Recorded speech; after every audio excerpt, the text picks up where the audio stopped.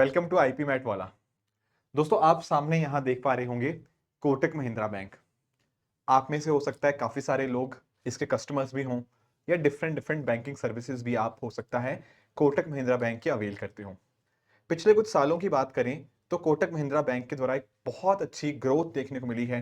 पिछले क्वार्टर्स के अंदर जो प्रॉफिट था वो भी यहां पर काफी तेजी से इंक्रीज हुआ है। ये सब तो थी अच्छी बातें, पर आप रियलाइज करोगे कि आरबीआई यानी कि हमारा central bank, reserve Bank of India के द्वारा कोटक महिंद्रा बैंक के अगेंस्ट एक सुपरवाइजरी एक्शन लिया गया है। अब ये एक्शन क्या है? दरअसल में अगर मैं आपको पिक्चर दिखाऊं तो आप नोटिस करेंगे कि नए कस्टमर्स जो कि ऑनलाइन कस्टमर्स होंगे उनको कोटक महिंद्रा अब ऐड ऑन नहीं कर पाएगा। Plus at the same time नए क्रेडिट कार्ड्स को भी कोटक महिंद्रा बैंक इशू नहीं कर पाएगा। अब आप पूछेंगे सर ऐसा क्यों? नए क्रेडिट कार्ड्स क्यों नहीं इशू कर सकता कोटक महिंद्रा बैंक, एंड साथ ही साथ जो ऑनलाइन कस्टमर्स हैं उनको नया क्यों नहीं ऐड कर पा रहा? इसका कारण है कुछ। देखो, दरअसल में ना आरबीआई, आप जानते होंगे, सेंट्रल बैंक बेसिकली क्या है, it acts as a banker to the bank, and पूरे इस बैंकिंग सेक्टर का रेगुलेटर कौन है? Reserve Bank of India. अब क्योंकि आरबीआई रेगुलेटर है इस पूरे सेक्टर का, तो आरबीआई के द्वारा बहुत सारी गाइडलाइंस दी जाती है। किनके लिए? ये गाइडलाइंस होती हैं बैंकों के लिए, और बैंकों को ये गाइडलाइंस माननी पड़ती है। पर मान लीजिए अगर किसी बैंक ने नहीं मानी वो गाइडलाइंस, तो दरअसल में आरबीआई के पास पावर्स हैं अंडर बैंकिंग रेगुलेशन एक्ट, और इसी पावर्स को यूज करते हुए आरबीआई ने अभी एक्शन लिया है कोटक महिंद्रा बैंक के ऊपर। पर आप सोच रहे होंगे सर ऐसा क्यों लिया गया, what is the reason? RBI क्या ऐसी कौन सी गाइडलाइंस थी जो कोटक महिंद्रा बैंक ने नहीं मानी? दरअसल में देखिए, किसी भी बैंक की अगर हम बात करते हैं ना, तो आप जानते होंगे उस बैंक का आईटी इंफ्रास्ट्रक्चर होता है, राइट?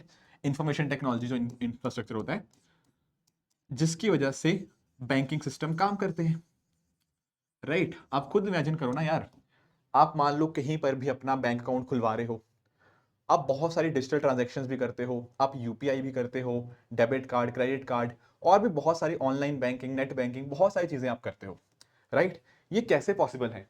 ये पॉसिबल होती है पीछे इंफ्रास्ट्रक्चर के माध्यम से, आईटी इंफ्रास्ट्रक्चर जिसको हम बोलते हैं।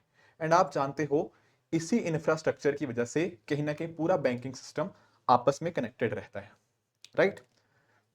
अब आरबीआई की इसके रिगार्डिंग भी गाइडलाइंस है कि आपका आईटी इंफ्रास्ट्रक्चर कैसा होना चाहिए, कैसे इंश्योर किया जाए कि इस आईटी इंफ्रास्ट्रक्चर की मदद से जो हमारे कस्टमर्स हैं उनकी डेटा वगैरह प्रॉपर सेफ्टी रहे उसकी। Plus at the same time ऐसा नहीं होना चाहिए कि आप कोई ट्रांजैक्शन करने जा रहे हो एंड बार बार वो ट्रांजैक्शन फेल आ जाए। क्यों? क्योंकि बिकॉज आईटी इंफ्रास्ट्रक्चर अच्छा नहीं है। ये सब चीजें आरबीआई की गाइडलाइंस के अंतर्गत आती हैं। पर अभी पता क्या हुआ पिछले दिनों के अंदर, यानी कि आज से अगर आप थोड़े 10-12 दिन पीछे जाओ, तो 15 अप्रैल को कोटक महिंद्रा बैंक के रिगार्डिंग एक बहुत ही बड़ी चीज हुई। वैसे तो छोटे छोटे इंसिडेंट्स बहुत बार हो चुके थे, पर 15 अप्रैल को एक बहुत बड़ा आउटेज देखने को मिला। अब आप पूछेंगे सर ये आउटेज क्या होता है?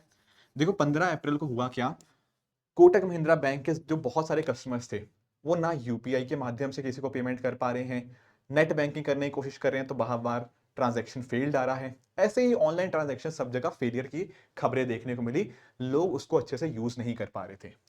एंड आरबीआई ने नोटिस ये किया कि इसके पीछे का कारण है इनका आईटी इंफ्रास्ट्रक्चर ठीक ना होना, कोटक महिंद्रा बैंक का।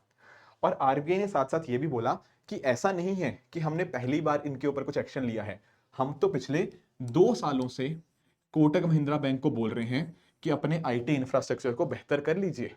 इनफैक्ट इसके ऊपर 2 साल पहले फाइन भी लगाया गया था, पर तब भी कोटक महिंद्रा बैंक ने इसके रिगार्डिंग कोई प्रॉपर एक्शन नहीं लिया गया, जिस वजह से अब फाइनली आरबीआई ने डिसाइड किया है कि जब तक ये चीजें नहीं सुधरेंगी तब तक यहां पर नए ऑनलाइन कस्टमर्स ये ऐड नहीं कर पाएंगे, साथ ही साथ नए क्रेडिट कार्ड्स को भी ये इशू नहीं कर पाएंगे। अब यहां पर आप नोटिस भी कर पाओगे कुछ एक एरियाज यहां पे इन्होंने बताए हैं, जैसे for example inventory management, user access management, data security.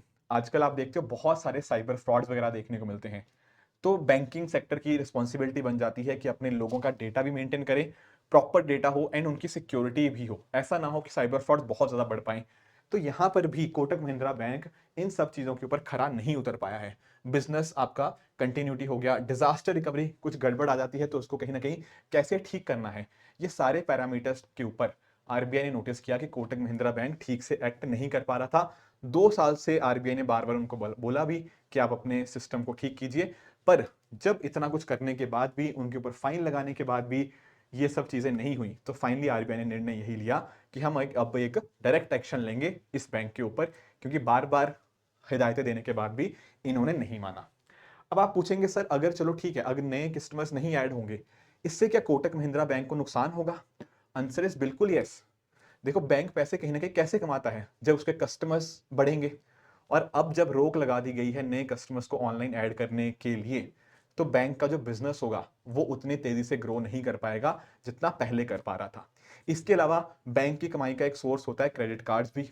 तो अब जब नए क्रेडिट कार्ड ही वो इशू नहीं कर पाएगा, तो वो एक सोर्स भी कहीं ना कहीं वहां पे चला गया। तो इस तरह से आरबीआई ने अब बैंकिंग सेक्टर को बहुत इंपॉर्टेंट, ये एक तरह से कह लीजिए कि एक इंडिकेशन दिया है कि आपको गाइडलाइंस माननी होंगी। कस्टमर्स का जो इंटरेस्ट होता है वो सबसे ऊपर होता है, एंड अगर आप उसके रिगार्डिंग कोई प्रॉपर एक्शन नहीं लेंगे, प्रॉपर गाइडलाइंस नहीं मानेंगे, तो आपके ऊपर भी इस तरह से ही एक्शन लिया जा सकता है। एक सवाल आपके दिमाग में और भी आएगा, सर ये कब तक है, कब तक नए कस्टमर्स नहीं ऐड कर सकते? देखो, इसके लिए आरबीआई ने कोई डेट नहीं दी है। जब आरबीआई को लगेगा कि हाँ, इन्होंने सारी बातों के ऊपर मान लिया है, तब हो सकता है कि इनके ऊपर ये जो रिस्ट्रिक्शन लगाई गई है, इस रिस्ट्रिक्शन को हटा दिया जाए। पर अभी के लिए ऐसी कोई डेट आरबीआई ने मेंशन नहीं करी है।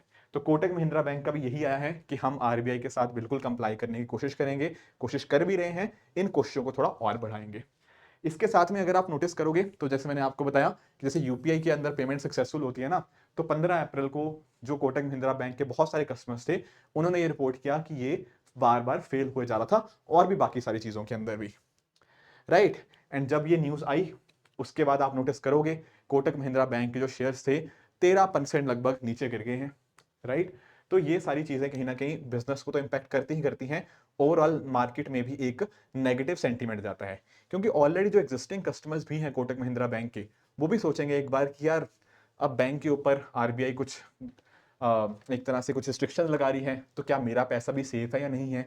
तो ये सारे कहीं ना कहीं मार्केट के अंदर एक नेगेटिव सेंटीमेंट जब देखने को मिलता है, तो डेफिनेटली उस पर्टिकुलर कंपनी के या बैंक के शेयर्स हमें नीचे गिरते हुए देखने को मिलते ही हैं, जैसा यहाँ पे हमें कोटक महिंद्रा बैंक के रिगार्डिंग देखने को मिला। तो दोस्तों, ये था आज का सेशन। आई होप आपको समझ आया होगा कि क्यों कोटक महिंद्रा बैंक के ऊपर आरबीआई ने एक्शन लिया।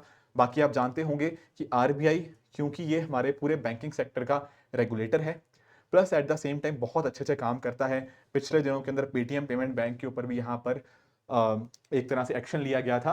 तो दीज आर द एक्शंस जो कि आरबीआई समय समय के ऊपर लेता है, ताकि हमारे जो कस्टमर्स हैं, हमारे जो आम लोग हैं, उनका इंटरेस्ट को ध्यान में रखा जाए एंड उनको कहीं ना कहीं प्रोटेक्ट किया जा पाए।